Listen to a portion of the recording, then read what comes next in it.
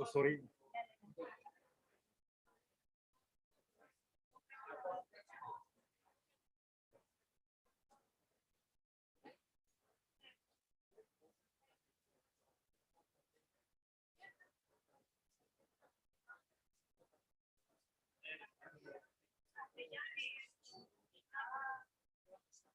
എത്ര കിട്ടുമെന്ന് അറിയില്ല.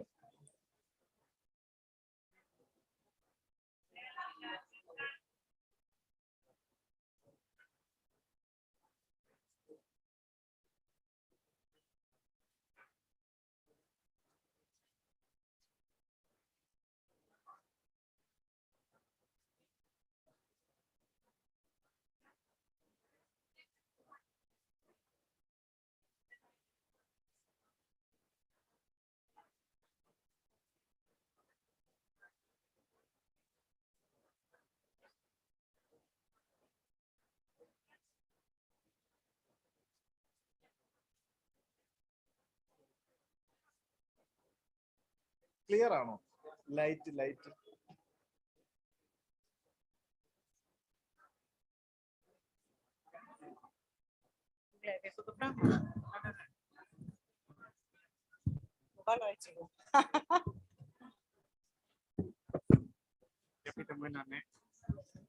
Ναι.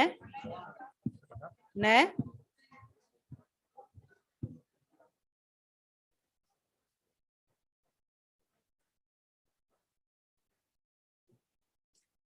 Λοιπόν, hello, welcome to everyone.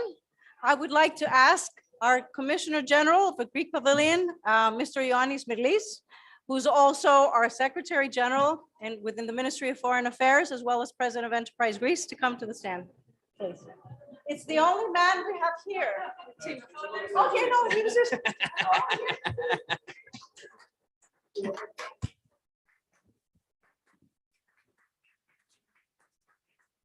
Your Excellency, distinguished guests, dear ladies, dear friends, as General Commissioner of Greece in Expo Dubai 2020, it is my great honor and pleasure to welcome you all in Greece Pavilion in Dubai 2020. As you may see, the result is spectacular, marking the first time that the World Expo has been held in the Middle East region. The Dubai Expo's theme, Connecting Minds, Creating the Future, and its sub-themes, opportunity, mobility, and sustainability, fully reflects the vision of Greece for a dynamic, extrovert future. Greece participates in the exhibition with a national pavilion which bridges the past, the present, and the future.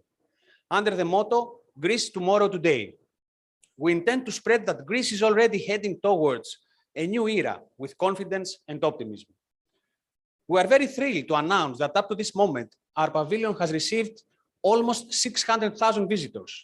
This message is delivered through the famous myth of Theseus and Minotaur.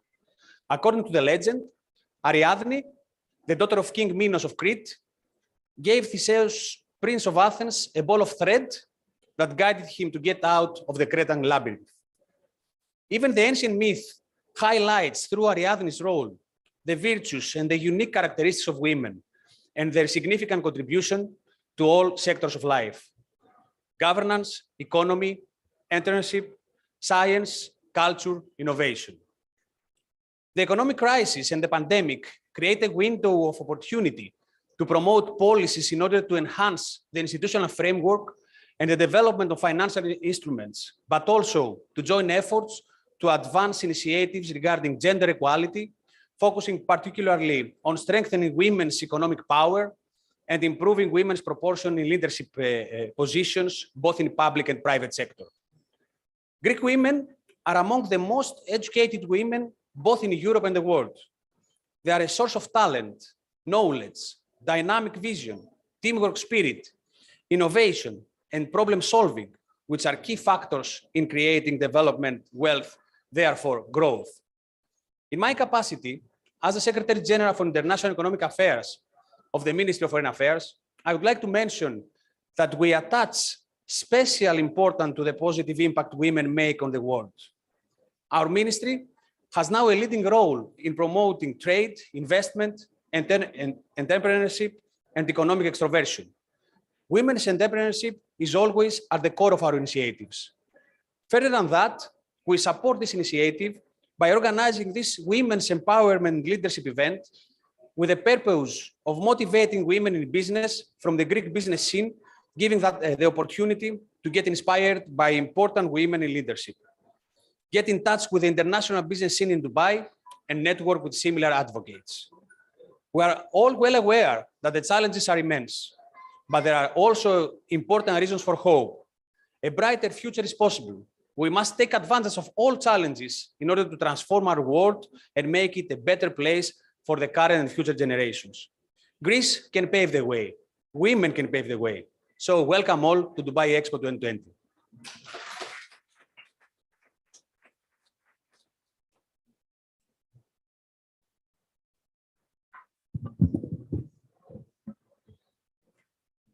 Thank you very much, Commissioner General, and a warm welcome from myself as well to everyone here. And I would like to, of course, welcome Sheikha Dr. Hind bin Abdulaziz Al Qasimi. I don't know if I said it well. You say it? Hello, everybody. Good morning, good afternoon. Welcome in Dubai. Thank you to have us in Greece Pavilion. And now, ladies and gentlemen, if you give me time and give my friend time to give you a brief about the PPW Emirates, our aims, our vision in English, it will be complete. Thank you very much.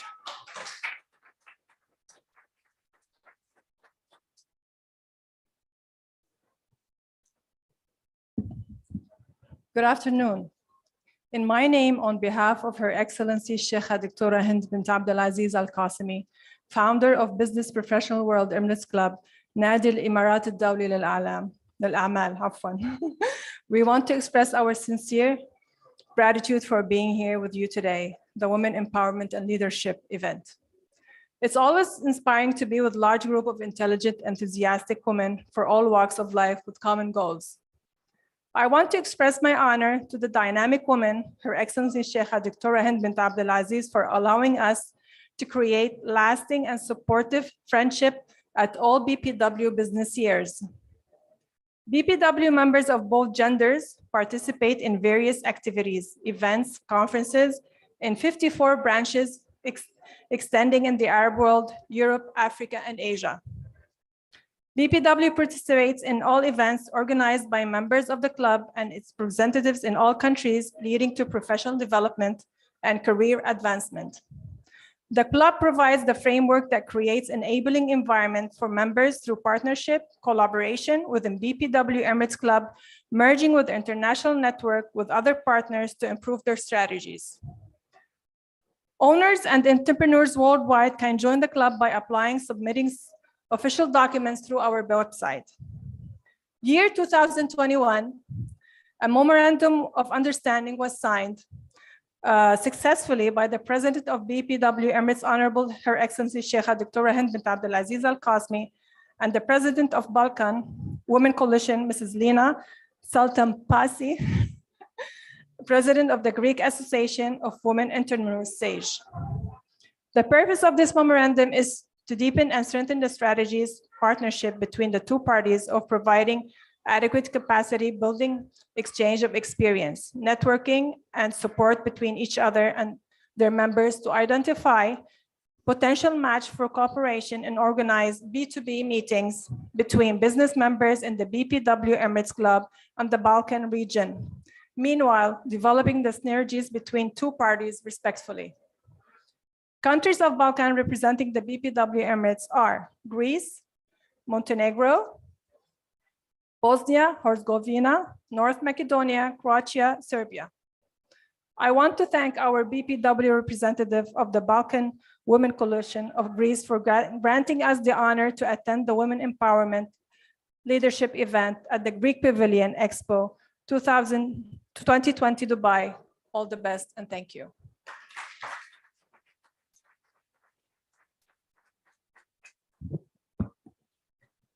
So thank you once again. And now I would like to also thank all our other speakers and especially our keynote speaker, Jen Blandos from our host country. It's my privilege as Deputy Commissioner General here at the Greek Pavilion of Expo 2020 Dubai to welcome you all to this Women and Empowerment and Leadership event. And I thank you all for coming here, and the men too, of course. Many of us have traveled long distances to be here, which serves as a reminder of the importance of our vision in achieving our full potential as women. We are very grateful to Ms. Zanni from Women Act and the rest of the group of distinguished women who will share their experiences and inspire us by example, as well as to Ms. Bachtalia and Eurobank's Egg Incubator for their support.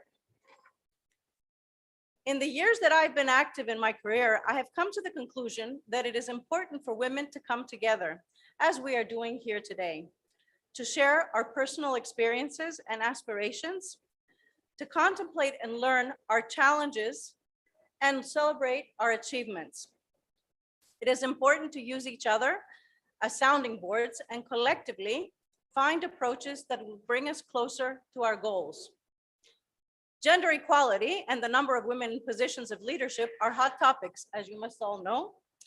5 of the 30 most popular hashtags in the last couple of years, just to share a few, range from women in STEM, women in business, women empowerment. So, more gender awareness is here, and discussion is undoubtedly beneficial, but it also begs the question whether it has created sufficient action and progress. In Greece, we have progressed. Our Commissioner General mentioned some very interesting data about how we're doing. We've had some very influential women take positions of power in recent years, and the trend appears to be gaining momentum. Just to go in the classic sense, Melina Mercouri stands out as one of the great women figures in Greece of the 20th century, a many-sided, vibrant personality, a great theater and film actress of international fame, and a politician who left a lasting mark on Greek culture. But let me bring you to today. We have Katerina Sakellaropoulou, President of the Hellenic Republic since March 13th, 2020. The first woman elected by Parliament to serve in the highest political office in our country, with 261 members out of 300 in the Greek Parliament voting in favor of her appointment. These are impressive numbers, showing that Greece is not just talking the talk, but also walking the walk, and taking significant steps towards including women in roles traditionally dominated by men.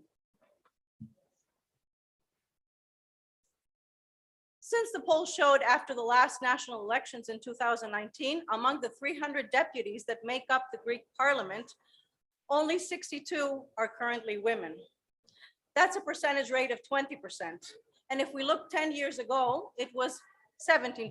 It was only 52 women in Parliament. Of course, both numbers are below the average 39%, which is the composition of women MEPs in the EU Parliament. So we still need to make some heavy work in this direction. On another note, though, we also have seen figures such as Ioanna Daskalaiki, a Greek businesswoman and ambassador at large for the Hellenic Republic, who was appointed by our Prime Minister Kyriakos Mitsotakis to lead the 200th anniversary of the Greek Revolution, as well as to introduce to the world a new Greece of effort and optimism. And let us not forget that Ms. Angelopoulos is very famous for bidding for the 2004 Olympic Games in Athens. Similarly, in the business world today, we see women who have grown to lead their family businesses as owners, or women leaders heading multinational companies and major corporations. We have an example, just to share one here in Greece, Melina Travlou, the daughter of Nikos Travlos, leading Neptune Lines, a major Greek shipping company. And Ms. Travlou has also recently been elected as president of the Hellenic Shipowners Association, a position attributed to a woman for the first time in our history. The list is longer, but here we also need to challenge, ourselves. Having a few notable examples of female leaders surely shows progress, but does not constitute the norm. Attracting and developing more women in leadership roles requires change in companies, organizations, and society as a whole, driven from the top by all of us, men and women.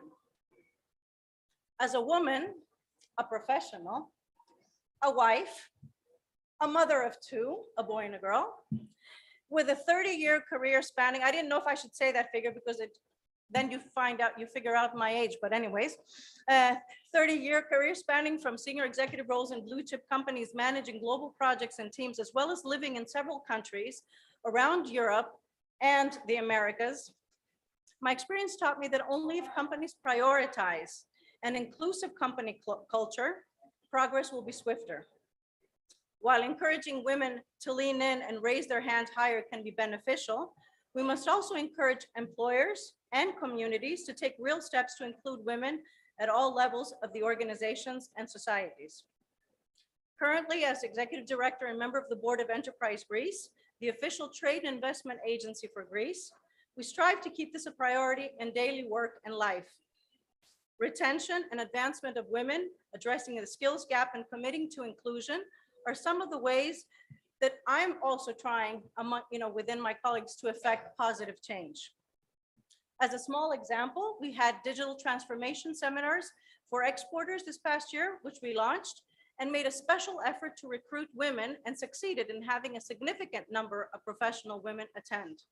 Digital skills are central to professional advancement and will only ensure that women gaining these skills can have future career advancement. In fact, we plan to collaborate with important partners in Greece, including several women's associations, to develop a women's executive leadership program led by Prospera Women in collaboration with Stanford University and key Silicon Valley-based partners at EnterpriseGreece. So it is a fact that governments and corporations around the world are trying to encourage business activity among women through plans, incentives, and other strategies like the one I just mentioned. And there are, of course, many, many statistics, just to share a few. An ICAP study showed that the performance of Greek companies run by female executives, albeit a large portion is small or very small companies, is clearly better than that of companies overall. Another interesting statistic by Kaufman Foundation is that female and female-founded startups can be up to 20% more profitable. Despite this, women remain a minority among CEOs, board members, and government officials, and other leadership positions. In addition, the latest of the European Startup Monitor surveys has confirmed once again that there's a tremendous gender gap in early stage female involvement in digital entrepreneurship, which is another reason why I'm delighted to have a few women from the startup ecosystem here today, who may be able to attest to their experience and provide evidence. So what's the key message to take away from today? Is that we have come a long way and a lot has been done, but there is more to do. Though through events such as this one today, where all of us come together, this is the one way that we can lead change in that direction and make more progress. Today, we will hear a range of women's voices speaking from a position of leadership in business, public service, technology, and science. So let's allow ourselves to be entertained, challenged, and inspired. So now I would like to ask Ms. Jane Blandos, founder of Female Fusion Network, to please come to the stage.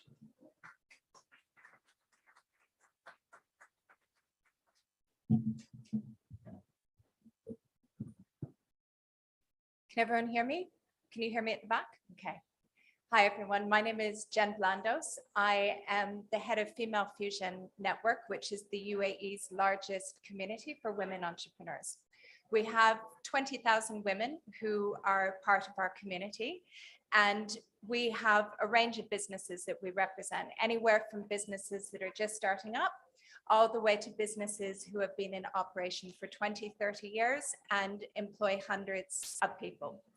And this is why I wanted to talk to you today, was about women entrepreneurship and what Female Fusion is doing, and also about the UAE.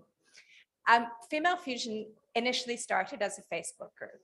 And it started as a Facebook group as a way for women in business to connect and to ask for help and to ask for ideas on how to do things. Because in the UAE, sometimes it can be a little bit challenging to find out how you do things or where you can find things. And so we initially started as a Facebook group that was with a few women who had businesses about things like, I'm having this problem with my trade license. How do I fix it? Or I need to get boxes for my business, but I need a quantity of 5,000. I don't know where to find it. Or who knows a good accountant? So any sort of problems or questions that a business might have. And it started with a few friends. And after about 5 or 6 years, we had over 10,000 people as part of this Facebook group. And then we found in the pandemic, this is where women really needed help, because we had a lot of women business owners that all of a sudden, within a matter of weeks, their livelihood had almost disappeared. And so this was a really scary time for them. And then this is where we realized that we had a role and a greater role to play picking up. So that is where Female Fusion, the business, was founded, is that we then decided to take this Facebook group and turn it into a licensed business. Because in the UAE, we must all have trade licenses. And so we licensed our business as a community to support women in business. And what's really interesting when we started that is initially we thought, well, you know, what services can we do? How can we help women? And we designed all of these things to help women. And then we found the greatest thing about Female Fusion is all of the women who are part of Female Fusion. And today here in this room, we have a number of women who are members of Female Fusion. And the beautiful thing about it is Female Fusion is like the UAE. We have, I've lived all over the world. I'm originally from Canada, but lived in probably about 10 different countries. And I'm married to a Greek as well. So I'm pretty international. I've been told I'm an honorary Greek as a result of having a Greek last name. But what we found was so beautiful is that Female Fusion has the rainbow of the UAE. So we have women who are from the UAE, we have women who are from Europe, India, Pakistan, Africa. And you know, we all have the same thing in common. We're all business owners. We all have the same challenges. And so what we found is that Female Fusion was the place where it was women supporting each other and connecting with each other and helping each other in business. So what we've really found is that our mandate has grown to be, we are the place that helps women in the UAE start, build, grow, and scale their business. And so we listen to our members about what is it that we can do to help you? How can we help you as a business owner? Because at the end of the day, when women do well in business, the economy does better. You know, it has been shown that the economy does better, they hire more, there's more investment within the local community. And so that is really, for us, the mandate. How can we help our women? So we noticed one of the things that we found is that globally and also in the UAE, women-owned businesses are not getting their fair share of procurement of opportunities. And globally, the average is about 1 to 2%. In the UAE, it's a little bit higher, it's closer to 5. But there's a problem, right? You know, we're 50% of the population. In the UAE, I believe the figure is about 60% of women business owners from the trade licenses. So why aren't women getting these opportunities? And so this has been a really big drive for us, that we're saying, how can we get our women businesses in front of people who will buy from them? Large companies and also people within the community. So one thing that we've been working on that we just launched on International Women's Day was a directory of women-owned businesses. Nowhere in this country does that exist. And if you want to hire a small business, you can't just go and type small business or woman-owned business or woman-owned business accountancy firm. It doesn't exist. You can't find that in Google. So we have built this platform to help our women get more exposure and get more opportunities. And we found that as we grow and grow, our businesses grow. And we hear beautiful success stories that from women coming together within our community, that they're supporting each other. And it's interesting that we'll have events and meetups and different women will meet each other and they'll go, oh, I could work with you, or, you know, my business is complementary to your business. Why don't we work together? And we've seen so many partnerships over the past couple of years that we've been bringing together our entrepreneurs, that so many beautiful businesses have been born from that. And that is really where our focus is of Female Fusion, is that we want to help women, no matter what nationality you are, where you come from, to succeed in business. And we are very privileged being in the UAE, that this is probably one of the best countries in the world to be an entrepreneur. I've owned businesses in a number of different countries. I've been an entrepreneur for over 20 years. And from my perspective, I would not want to own a business anywhere other than in this country. The opportunities that we have are immense. And, you know, I would say as well, just from the way the leadership is of this country, is very entrepreneurial. And I hear this from all of our businesses as well. The opportunities that they have gotten in this country, they would not have had in other countries. And this is something, this is the country where anything is possible. This is, you know, Expo. Who would have thought that Expo, this would be one of the most, I think, the most successful Expo with every single country in the world represented. This is the country where they're like, if you dream it, if you imagine it, do it, make it happen. Okay, maybe you'll fail, maybe it won't work, but maybe it will be a success. And this is why when we bring our community together and we support each other, the magic happens. And we always say, we have a saying in Female Fusion where we say, when we as women come together, we're stronger together, and this is where the magic happens. Thank you very much. Thank you. Thank you, Ms. Blandos. And now I would like to ask Ms. Zanni, co-founder and president of Women Act in Greece, come to the stand. Hello, thank you everyone for being here. First of all, I want to thank the Greek Ministry of Foreign Affairs, Enterprise Greece, most importantly, the man in front of me who's been a champion of Women Act right from the start. I think he was our first champion actually. So thank you very much. Betty, thank you so much. It was a pleasure getting to work with you to create this event. Christina Karamichou up there from Women Act Thessaloniki, thank you so much for the idea to come out here and make it happen. First of all, it's such a pleasure to be in Dubai because everyone loves Dubai. So when Yannis talked about this, I said, fine, let's go, let's do it. There are two of us here. There's also Miss Eleni Doundoulaki, another co-founder of Women Act, who will be speaking in a while. Women Act, for those of you who don't know us, was established in 2017 by 8 co-founders. All of us have diverse backgrounds. We care though about the public sphere in Greece. And this is all about empowerment because we felt like there wasn't a network that would sustain and promote and support women who wanted to run for office and be active in Greek politics. Betty very kindly mentioned the rather grim statistics that we're trying to fix.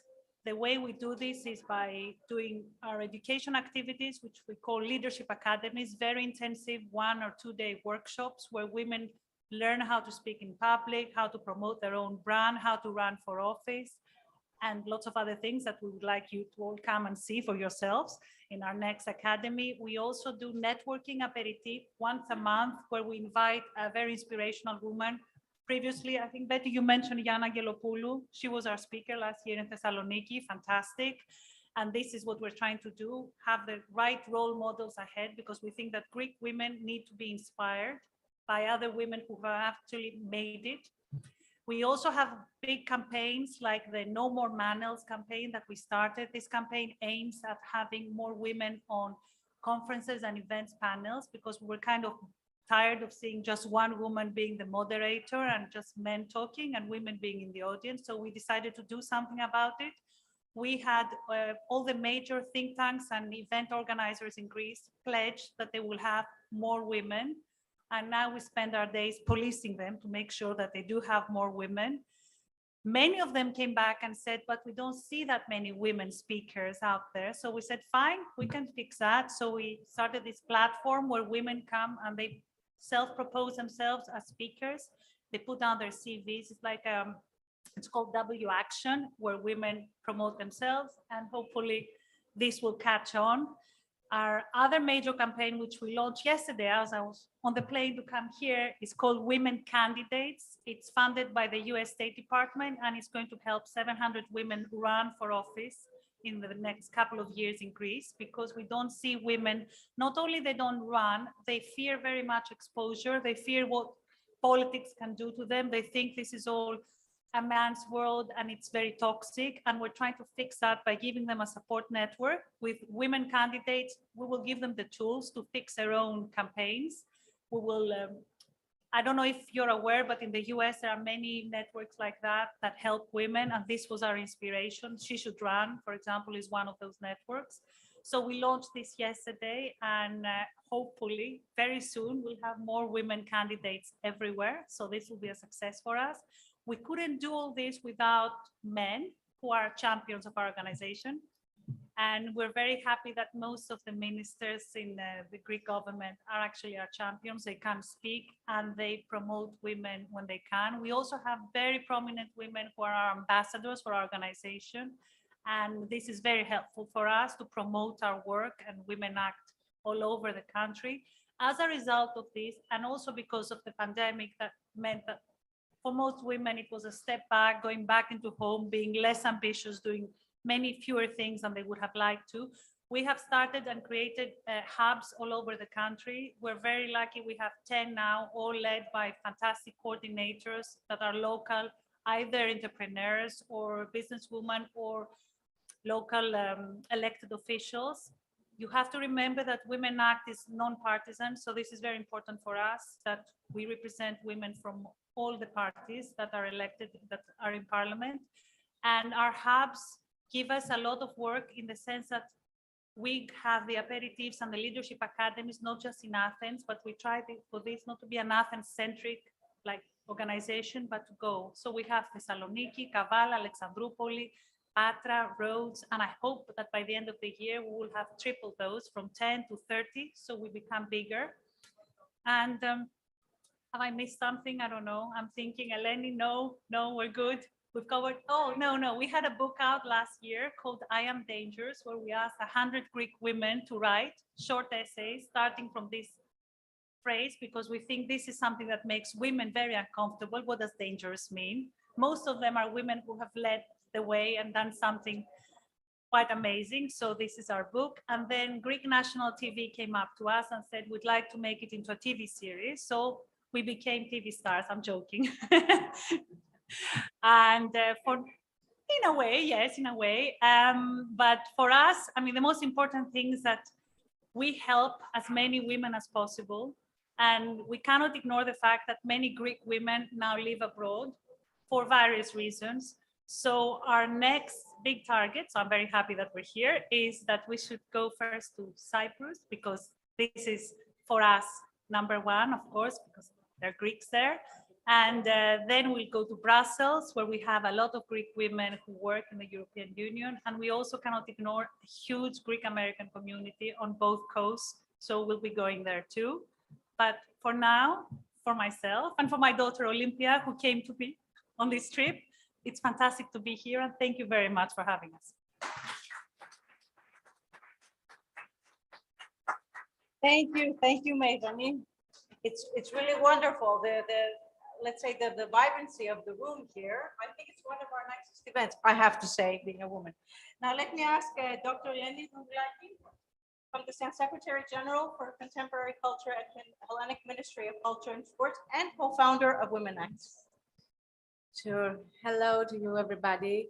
First of all, I would like to thank the Embassy of Greece in the United Arab Emirates and Enterprise Greece for inviting me to this interesting and inspiring discussion about women empowerment and leadership. Special thanks to my good friend, Zanni, which actually had the initiative to found Women Act NGO. 5 years ago, 8 women that we already had challenging careers, I can say, decided, motivated by me, I have to say, decided to found this NGO because we could feel that there was and still is a lot to be done regarding women's issues in Greece. I strongly believe that every woman, regardless age, educational background, professional or family status, should be concerned with these issues, and is a great importance to participate in public dialogue, and is even more important to take part in all decision-making centers. That is a fundamental factor for equality. Before saying my personal story, I would like to share a few words with you about women in Ukraine. My thoughts are there to those women that at this time are struggling, are fighting for their survival and the survival of their families. I sincerely hope that this war ends very soon. My thoughts are with them, and I really wanted to share it with you. So, in Greece, gender equality is constitutionally established and protected. Still, there is a long way to go, a lot of steps to be made in order to have what we say equality in practice, meaning men and women having really equal rights, equal opportunities, and equal access everywhere. And I strongly feel that this way, these steps have to do with stereotypes and the so-called institutional or organizational culture. Truth to be told, in almost every working sector in Greece, women still have to address obstacles, difficulties, and inequalities initiating from gender. This is the truth. And like most women, I have faced such difficulties also, and I'm still facing sometimes. Sometimes you have to try twice as much to persuade that, okay, you are absolutely capable in order to handle or manage some issues or to manage a crisis. And you know, you have to strike for that, even if you have all the typical or the some substantial qualifications. And sometimes you have to try double in order I had to try every day, and I'm trying every day. And every day is a small or a bigger battle. There is just one battle that I don't have to give in the Ministry of Culture and Sports. And this has to do with equality and with the fact that there is a woman in a leadership position. Well, after 2-3 months, I started wondering, okay, why is this happening, and why is so different in comparison to other works I had in the past or other positions that I've serviced? The answer was simple, and it was exactly in stereotypes and institutional culture. And why was that?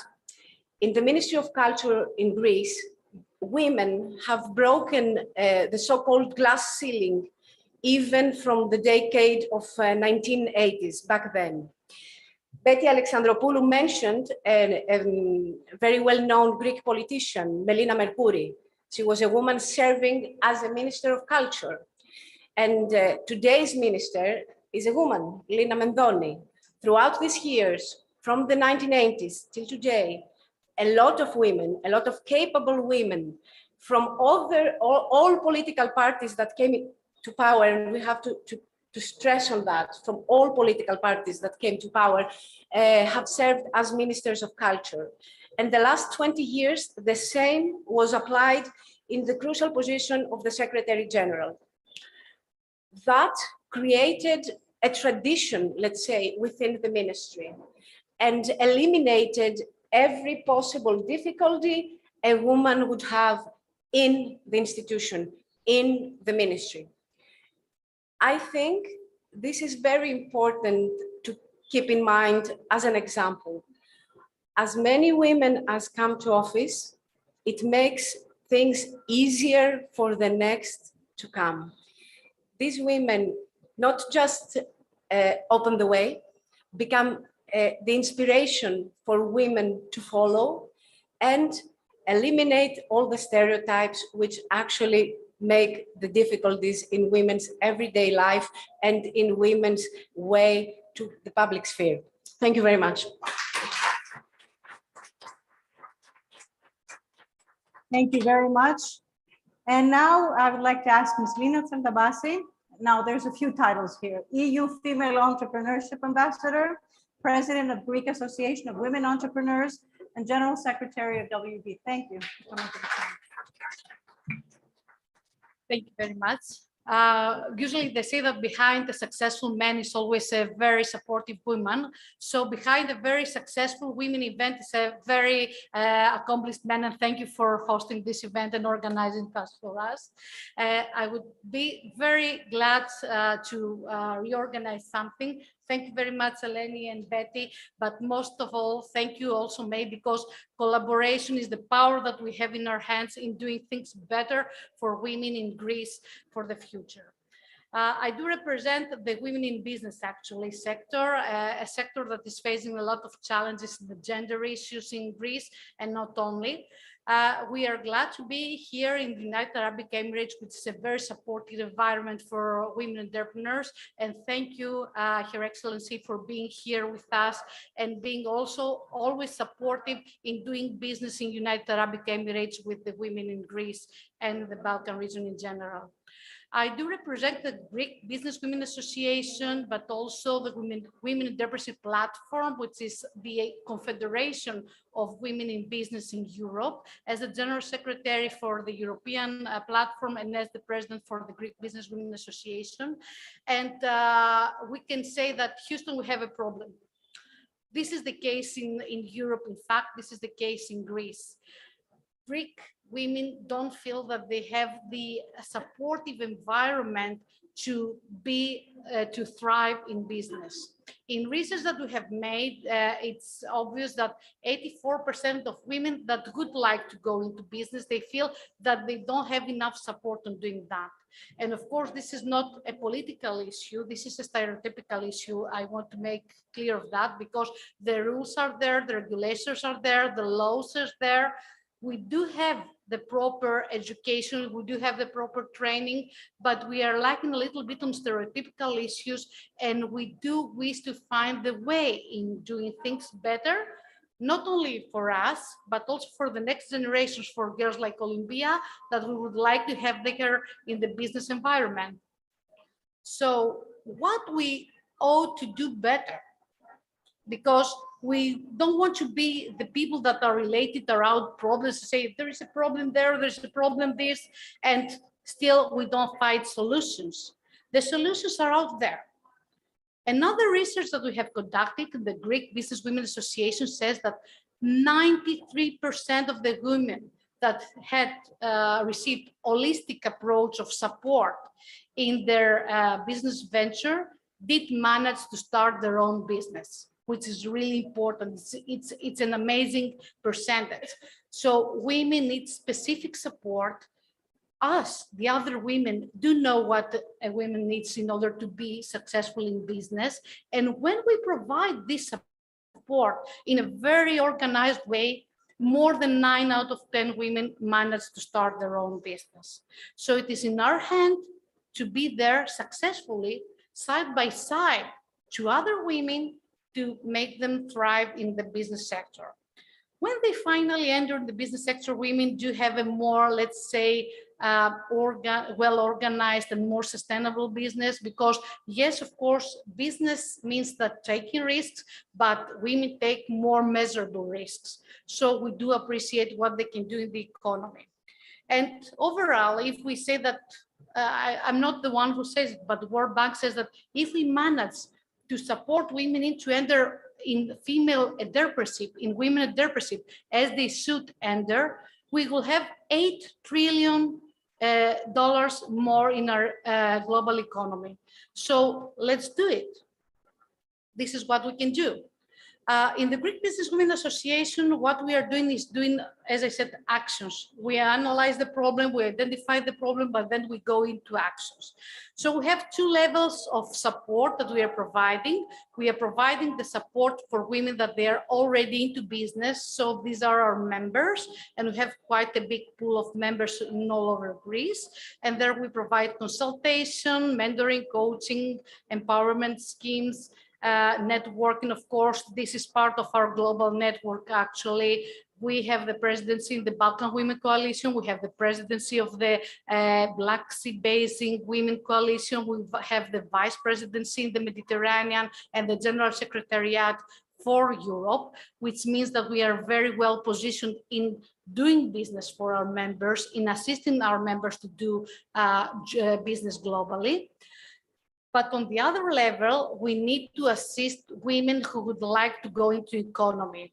Only the 5 last years, we had 8,000 beneficiaries. And the women who we managed to have an holistic approach in assisting them in their ventures did succeed by 93% to have the business done.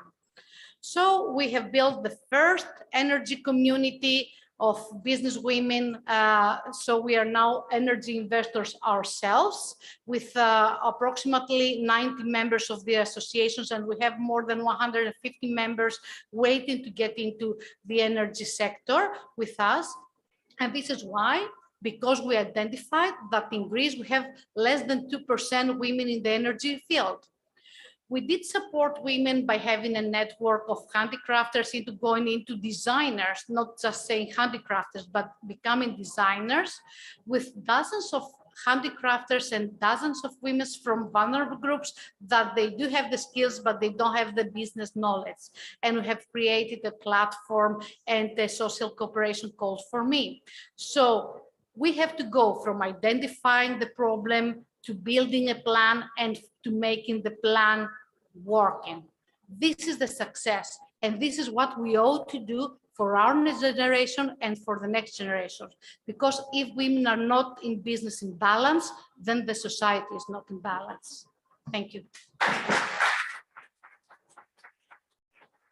Thank you, Lina Tsaltampasi. And now we move to the second part of our program, which is the startup ecosystem and the women and the startup ecosystem. Let me start by inviting Ms. Roula Bachtalia, Director of 𝐂𝐸𝐻, the incubator of Eurobank, with the motto Enter, Grow, and Go. Please. Thank you all. I think that we are the only 3 persons that we have presentation today, but with so many numbers and statistics, I think that it's better to, frame our minds. Oh, okay.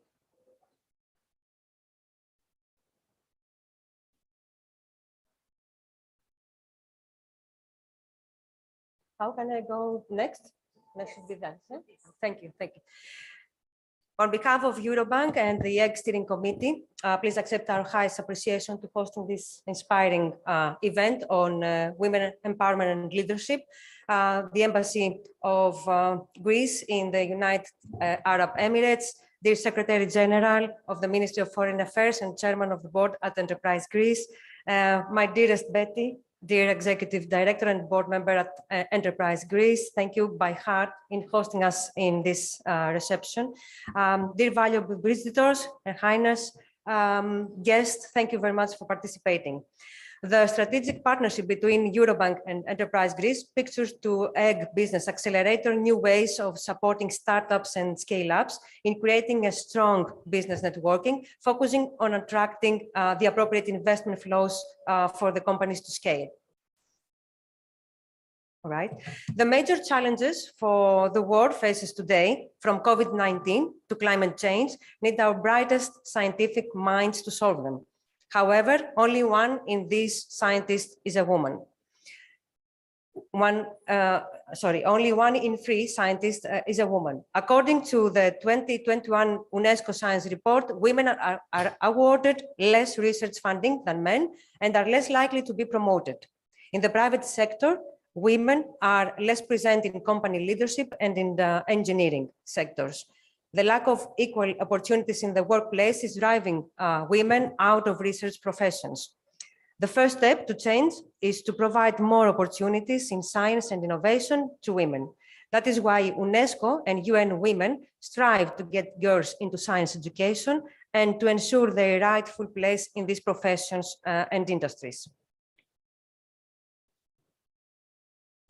At the 𝐂𝐸𝐻, we are studying the technological ecosystems internationally in the last few years. For this reason, I would like to share with you some of the latest data concerning women in the startup ecosystem. According to the latest UNESCO Science Report towards 2030, only 28% of engineering graduates and 33% of researchers worldwide are women. The lack of female role models in science leads, according to the study, to these low percentages. In other words, girls do not see themselves reflected in women's careers in technology, and this inevitably prevents them from engaging in these fields. Eurostat has released data showing that the number of women following sciences and engineering professions has increased in 2020, and women now account for 41% of the total workforce in these sectors. On the other hand, funding to companies with women founders has remained low, 10%, for the last 3 years. Even worse, less than 2% is the flow of funding to startups that have purely female founders. In the light of all these percentages, let us keep the positive statement that the number of women in leadership positions in universities and industry is constantly increasing, and we hope that this trend will accelerate soon. According to the latest Atomico report, Europe is solidly positioned as a global tech player with a record of $100 billion in capital invested in a single year for the first time. 100 new unicorns were born in European borders, which is the largest increase since 2014 and the greatest startup pipeline in history, on par with the US, of course. All indications show that Europe has a golden decade ahead, at least in terms of technology startups. Now, focusing on Greece, government incentives for business competitiveness exceed the ecosystem expectations with several regulatory frameworks and various financial tools and programs that help address current barriers. In 2020, the annual state budget for research and development amount to 1 billion euros, which is the highest amount recorded the period 2008 to 2020, according to official data published by the National Documentation Center. Greek-founded startups raised a record of $4.5 billion in 2021. This provides for an unprecedented 239% annual increase compared to a total of $1.3 billion in 2020, shattering past records. During 2021, significant increases in the total amount of investment capital were observed across all stages. Seed grew 313% annually to $471 million. Series A investment grew 164%, and growth investment increased 258% to $3.1 billion, according to the Marathon Venture Capital report. Same report shows a 30% increase in the number of startup companies getting funding. Going deeper to the Greek economy, another report delivered by Foundation in collaboration with the EIT Digital gives insightful information about the Greek ecosystem. In 2021, Greek startups raised over €500 million, with about 80% of that capital going to 10 companies. This amount is more than triple compared to last year's disclosed investments. 5 startups joined the Unicorn Club, and another 5 startups are very close to do so within 2022. The Greek startup community shows 6 exits in 2021, 3 of which particularly significant. On the list of the most popular sectors of startups in Greece, life sciences keeps the front place with 14.8% of all companies operating in it. Retail and e-commerce rank secondly, rising to 13%, pushed by the effects of the pandemic. The deep tech and agri-food verticals both enjoy significant growth of 3%, but B2B remains the top choice for Greek founders, with 56.3% of all startups pursuing this business model. Building on the success of Equifund programs, the Greek government is looking to continue to support the local venture capital and entrepreneurial ecosystem. We at Eurobank and EGG believe that increasing the number and further develop innovative businesses is an important goal for us. because this will enforce the digital transformation of the economy and will benefit economic growth and country prosperity. Within 9 years of operation, 𝐾𝐬𝐩 supported 1,000 young entrepreneurs. We have hosted 275 startups, and we have helped to create 150 companies, which is based in Greece and act internationally. For 10 consecutive years, we accelerate the innovative ecosystem in Greece, and today we launched here at the Greek Pavilion in Expo 2020 Dubai, our new brand Equity, accompanying with this video. So please.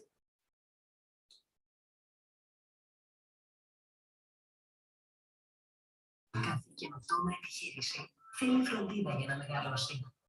Στο ΡΙΚ, εδώ και 10 χρόνια, μεγαλώνουν οι καινοτόμες επιχειρήσεις.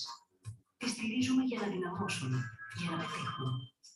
Όσο πιο ολοκληρωμένος επιχειρηματικός επιταχυντής στην Ελλάδα, εξελισσόμαστε και πρωτοπορούμε. Έχουν καθοδήγηση.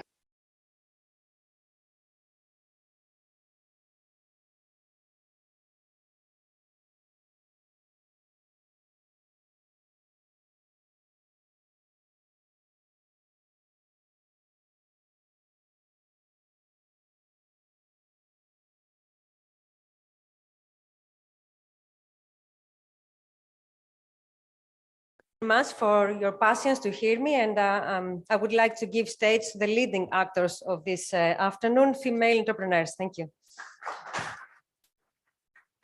Thank you to Bachtalia, and it's great to have a global first where you announce your advertisement here at Expo Dubai in the Greek Pavilion. Now I would like to ask Dr. Alexia Polissidis, co-founder and CEO of Anacalipsis Therapeutics, a biotech startup. Please. Thank you. Skip, is this working? Everyone. The presentation, can we start?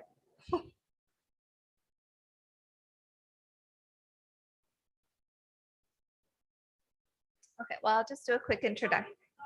Yes, of course. Okay, so we're here, thank you. So I'm Alexia Polissidis. I'm actually, based on what we've set up until now, we're breaking 2 stereotypes. So we have female founders. Actually, 2 out of the 3 of us are females. We are also a woman in STEM. And finally, there's a common belief that we do not do drug development in Greece. And so we're also breaking that stereotype. So we are Anacalipsis Therapeutics, and our goal is to make life-changing discoveries for people living with incurable neurodegenerative diseases. So just to give you a little bit of information about our company, we were founded in 2019 as a private company, and we joined the 𝐾𝐬𝐩 Accelerator, and now we're in the scale-up program.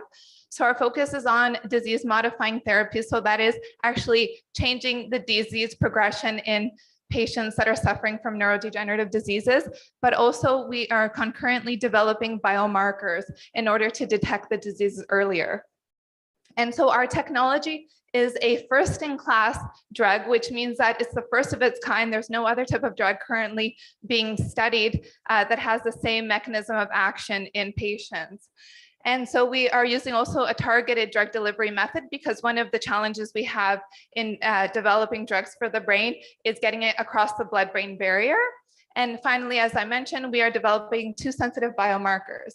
So in terms of development stage, we have shown in vitro models. So first, when we do research, we use in vitro models, and then we go into in vivo models, and then eventually to patients. So we have established that we do have neuroprotective effects in vitro models. And we've also produced our first PDplex, which is a method of detecting the disease earlier on, especially in Parkinson's disease specifically. So our team is cumulatively, we have over 40 years of neurodegeneration research backing up our products. And we have an expertise in a certain specific protein that is implicated in Parkinson's disease. So it's very important in the biotech space to have a strong IP strategy. And we have actually applied for our first patent. We're going now into the European Patent Office for the to start covering, different countries. And we also have 3 patent applications in preparation. And we are currently, in terms of funding, we are seeking our seed round. and R&D partnerships with other pharmaceutical companies to advance our main therapeutic. So this is our team. So as I said, me and Ioanna and Hardy, which is our co-founder and chief scientific officer, we all met 10 years ago at the Biomedical Research Foundation at the Academy of Athens. And we're all neuroscientists with different sort of expertise. And we also have a board of director joining us because, as I said, we are all neuroscientists, so we need some advisory in terms of business development. And here we have Angelidaki, which I'm sure most of you know. She is actually one of the inspiring businesswomen in Greece, among the 25 most powerful businesswomen in the world, actually. And as well as George, our man here. He's also a pharma expert and our medtech expert, Irini Frangiscu, who is actually our mentor in the egg program. And she decided to join us along the way, accepting our invitation to become one of our board members. We also have a scientific advisory board. So and this is consists of both clinicians and basic researchers, which is necessary for our field. And we're very proud of some of the key partnerships that we have secured with different universities, hospitals, private foundations that have helped fund our research up until now, as well as some small SMEs that are also providing us with different tools to help bring our products to the market. So overall, 2 out of the 3 women in our two out of the 3 of us are women in our management team, the board of directors, 2 out of 3, and 1 out of our 4 scientific advisory boards. So we're doing pretty well, and we plan to keep these numbers equal as we go along and we expand. So, so just to go over sort of a brief summary. Right now we are moving into our in vivo study. So we're planning that in 3 years, we will be able to start testing in patients. And that is our goal. And just to give you some idea of the industry benchmark, so what this sort of sector is worth, some of the competitors in this field have formed strategic partnerships in the range of $1 billion. And so why invest in Greek biotech? So I just want to sort of close here. So other than the tax incentives that you may or may not be familiar with, things that have come into place now with our current government, including 50% tax deduction for angel investors, 200% super deduction for R&D incentives for companies, as well as a 3-year tax exemption on profits from exploitation of international patents. So this has sort of changed the whole landscape for us. And then finally, it's important to support Greek innovation. So this is a sector we've seen examples like Boston and Israel. I believe that in Greece, we can become one of these biotech hubs. And it's not only going to lead to brain regain, which is what we need in our country to support the rich local talent pool, but also attract the Greek scientists from abroad that have left due to the economic crisis. And so this is based on a report from McKinsey Global Institute. They refer to the biorevolution, so how this is going to change not only our economy, our society, but our lives, which is the most important. And in here, I quote, in 10 to 20 years, a visible pipeline of biological applications could create approximately 2 trillion to 4 trillion of direct annual economic impact. So these are huge numbers. And when we're applying it specifically to human health and performance, specifically, we are interested in biomolecules, so increased control and precision. This is a different sort of strategy we're using in biology from now on, whereas up until now, it's mainly been chemical compounds. Now we're moving into the revolution of biologics, which are currently being used for cancer, and we want to apply those to neurodegeneration. And just this alone is a 1 trillion worth in the economy. So overall, we want to optimize health and change patients' lives. Thank you very much. Thank you, Alexia Polissidis. It's great to see women in action, and I will call Maria Kaini, Ms. Maria Kaini, CEO at i2D Technologies. Can I have the presentation, please? Thank you for being here today. Thank you to the ministries for helping us for the exposure. Thank you to Enterprise Greece, and thank you to EGG for supporting us in all this journey. Yeah. All right. Can you please So what we do, I am Maria Kaini. I'm the CEO and co-founder of I2D Technologies. It's a Greek tech startup. It was founded in 2018, and we secured the first round of our financing in 2020. And so we developed our products. We are incubated into Egg. We are incubating into Microsoft for startup communities and Oracle for startup communities, which is a great ecosystems for us to help us evolve and gain the necessary exposure to show to the world what we're trying to do. And what we're actually trying to do is we have actually designed and developed technology in Greece to help companies transition their data to the cloud. So we're facilitating the digital transformation of companies, and actually the most difficult part that has to do with databases. So we have created this innovative cloud service that does the whole process in a fully automated way and safe, and without the need to write any code. So for small and medium enterprises that want to go through the transformation process easily and quickly, PetranaDB is a great answer. So the benefits into using such a program is you can transfer all your data that you have on premise to the cloud. And instead of having multiple databases, you can have all in one database.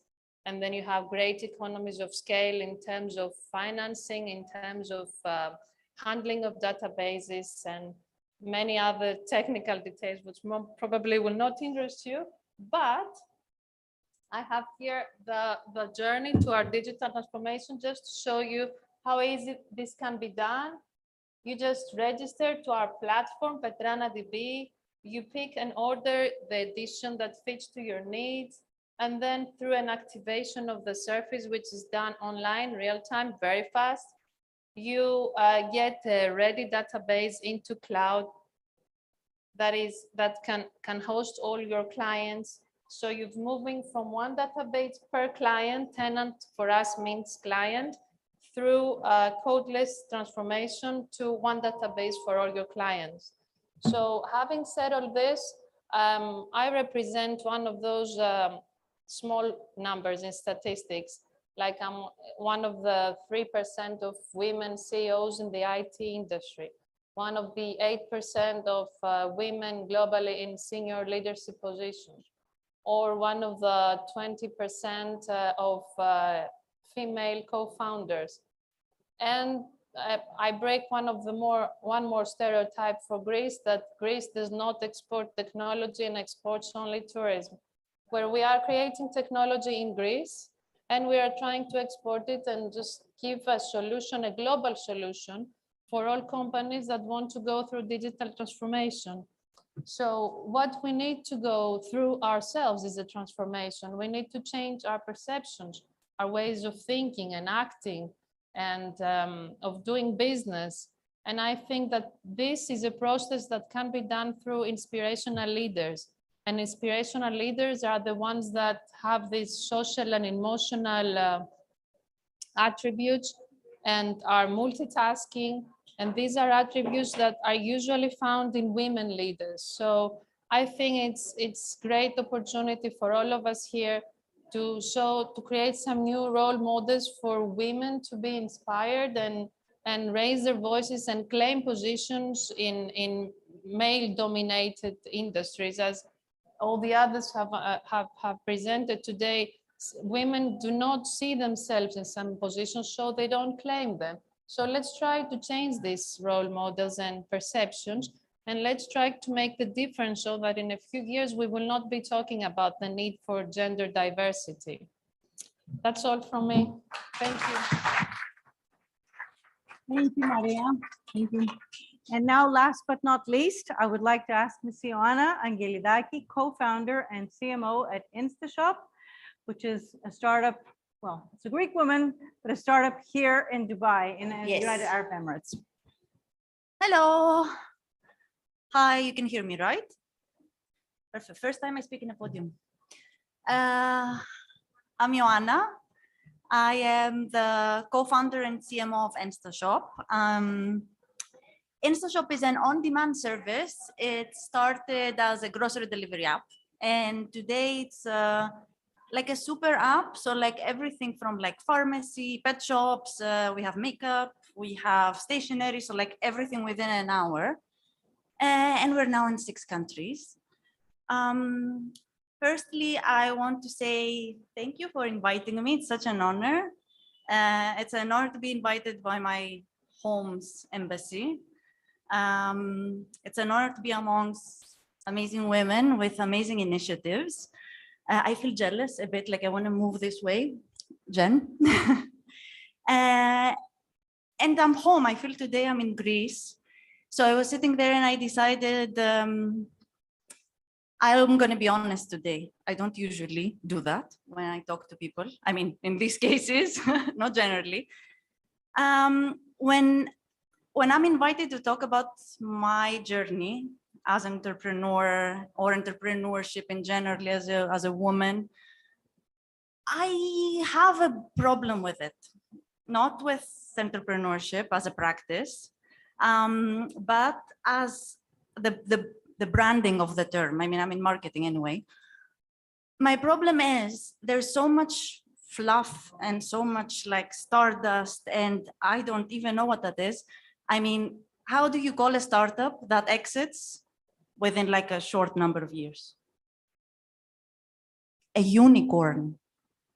The animal doesn't exist. Why so much pressure on me? Why?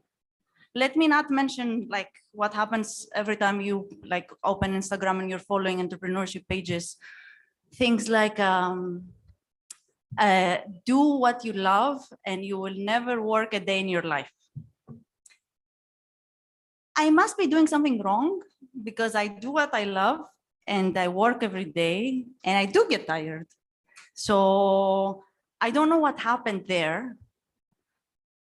The point is, I mean, I've never been afraid of working hard, right? On the contrary, like I work like a dog, or like we say in Greece, like a donkey, which is very good comparison. I take it because donkeys are like strong and like cute animals. I started my first company 2013. That was it was called Wound. And I was fresh and I did not know what I was doing and it failed miserably. But I had many learnings, like I'm thankful it failed. I mean, for so many reasons, but in the meantime, we went with John Tzioris, the founder of InstaShop today. We went all the way to US to get funding. I learned a lot about anything from marketing, accounting, tech, I mean, you name it.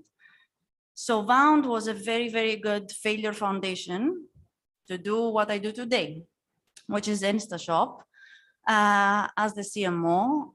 We started InstaShop with John 2015 as a grocery delivery. Today we're in 6 countries, including Greece, finally. And it's been challenging. My learning from all these years is that you need to remove all this fluff that exists online and just do the work. For me, it was a very steep curve. You have like big failures and big successes, big challenges, big rewards, like everything comes so amplified. It's crazy. You need to be ready for the very good stuff and the very bad ones. InstaShop was acquired by Delivery Hero last year for $360 million. I don't know if that makes InstaShop to fall under the like unicorn description, but I can tell you it took more than magic to happen.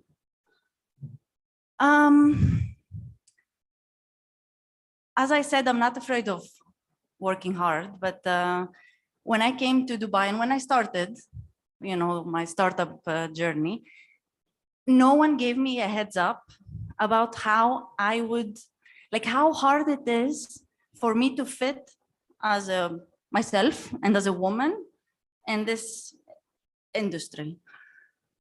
I have a problem with another term, with the branding of it. I mean, personally, again. And that is empowerment of women. I mean, I'm weird, don't get me wrong, it's all me. The thing is, I woke up in the morning today and I thought, okay, yeah, I'm an empowered woman, I talk, what do I wear? Power suit.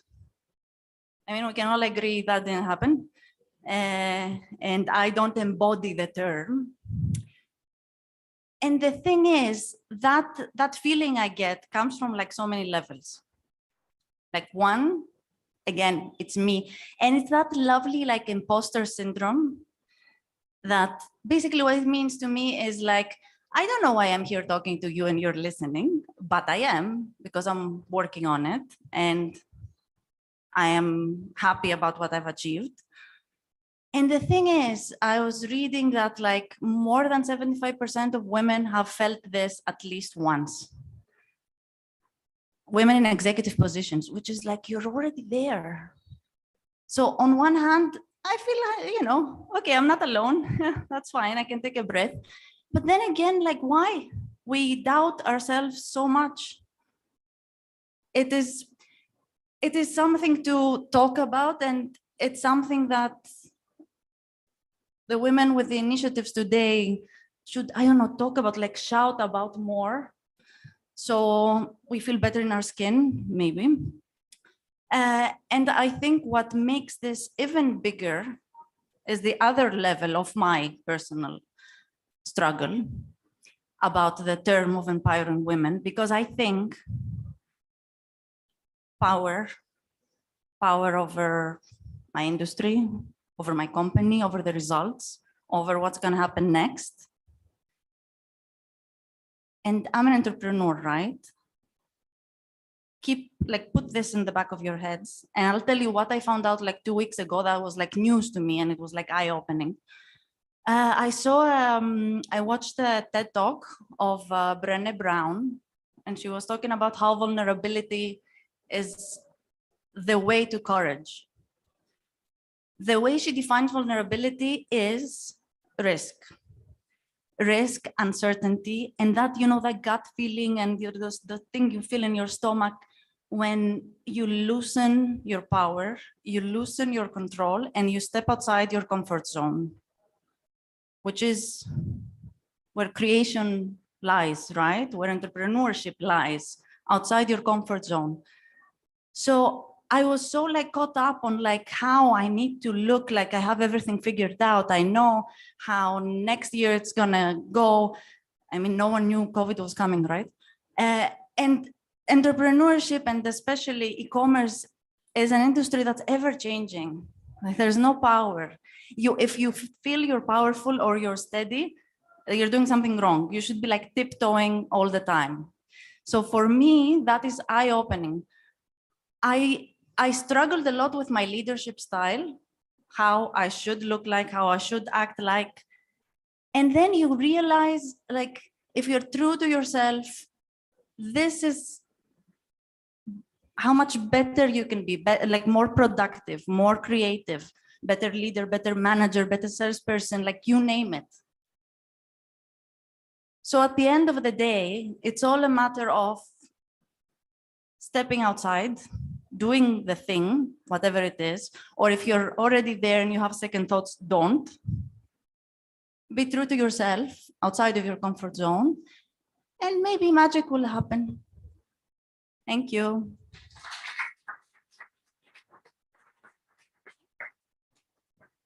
I would like to thank all of you for being here, those who have spoken and shared their stories, those who have listened.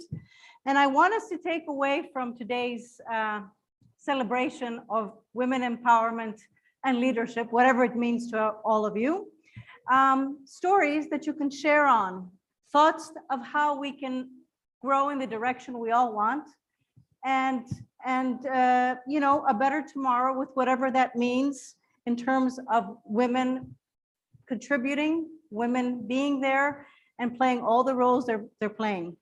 So before we go upstairs for our networking coffee, which is an opportunity for us all to talk to each other, I would like to ask the gentleman, our Commissioner General, to come up here with me. And we'd just like to give a small gift for all the women who shared their story, just to say thank you. And thank you so much for supporting all of us. Please. I'm a champion of women act, so I didn't have a choice. I made this decision some years ago. But also I want to say that today in the Greek Pavilion, we made a statement as Greece that it's not just talking about women, but we want to act for women and to make it all this stride that is taking place in Greece from the Prime Minister himself and the whole government. We want to share it around the world and show that without women, we cannot go nowhere. So only together we can succeed. Thank you very much, all of being here. Thank you. And please, the women who could share, if you can come up here, so we can share a small gift, just and then take a family photo, let's say. So, Arif.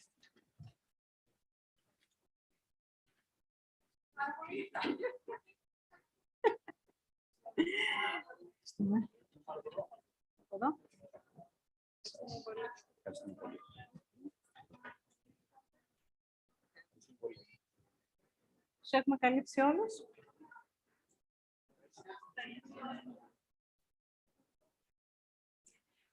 Thank you so much. Let's go for a family photo. Όλοι μαζί. Θα καλύψω εγώ αυτό εδώ, αν φαίνεται.